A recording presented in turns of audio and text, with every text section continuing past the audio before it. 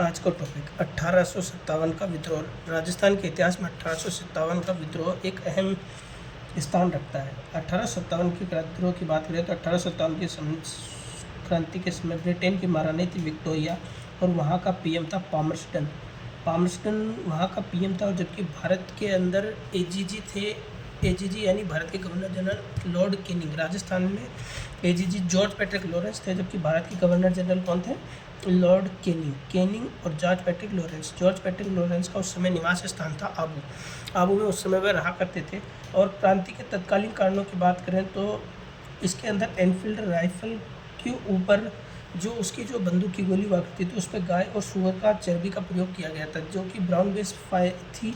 अगर इसमें और ज़्यादा बात करें तो इसके अंदर ऐसा कहा जाता था कि उसे मुंह से काटना पड़ता था, जिसके कारण गाय और सूअर, गाय जो कि हिंदू धर्म के लिए सबसे महत्वपूर्ण थी और सूअर को हराम माना गया है मुस्लिम धर्म में।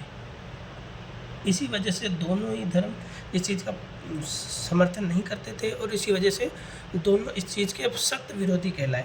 और फिर बाद में यही इसका तात्कालिक कारण बना। और बाद में जब इसकी पहली घटना की बात करें, फर्स्ट टाइम पे 1857 का विद्रोह कहाँ हुआ तो 29 मार्च 1857 बैरकपुर छावनी के अंदर एक सिपाही जो कि मंगल पांडे था, उसने ना कारतूस को मुँह से काटने से मना कर दिया। चूँकि मंगल पांडे एक हिंदू धर्म के थे तो उन्होंने गाय के मांस की चर्बी से बने हुए इस कारतूस को मुंह से काटने से मना कर दिया, जिसके उसमें आकर अधिकारियों ने उसके काफ़ी बहस हुई और जिसके कारण उसने कहा कि अगर मैं इसे काटूंगा तो लेफ्टिनेंट और गोली अपने ही लेफ्टिनेंट बाग और जनरल ह्यूसन पर चला दी, जिसके कारण उसकी मृत्यु हो गई और जिसके चलते मंगल पांडे को फांसी दे दी गई। यानी 1857 की क्रांति के लिए अगर किसी को पहली बार फांसी दी गई थी तो वह था 8 अप्रैल 1857।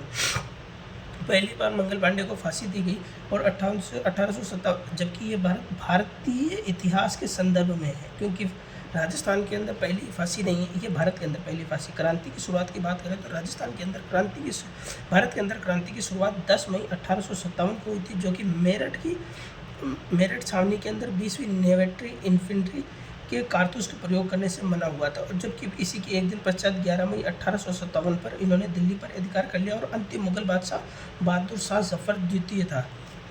जफर द्वितीय और ये सभी दिल्ली पहुंचे, जहां पर उन्होंने बहादुर शाह जफर द्वितीय को अपना क्रांतिकारी का नेता घोषित कर दिया और क्रांति का प्रतीक चिन्ह कमल और रोटी को माना। और क्रांति के समय जो पीए थे यानी पॉलिटिकल एजेंट, यानी कौन से पॉलिटिकल एजेंट थे?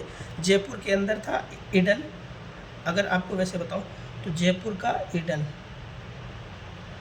कोटा का बर्टन, उदयपुर का मेकमोसन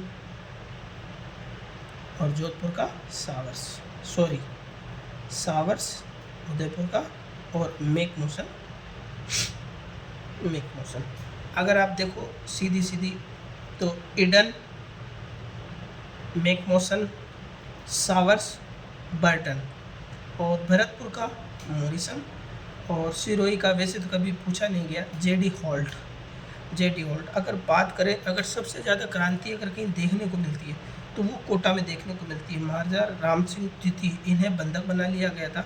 अगर इसके पश्चात अगर पेपर की दृष्टि सबसे ज़्यादा पूछा जाए इम्पोर्टेंट कौन है तो या तो राम सिंह है, या फिर इधर हमारे स्वरूप सिंह है, या फिर तख्त सिंह। और तख्त सिंह का एक सेनापति भी था ऊनार सिंह।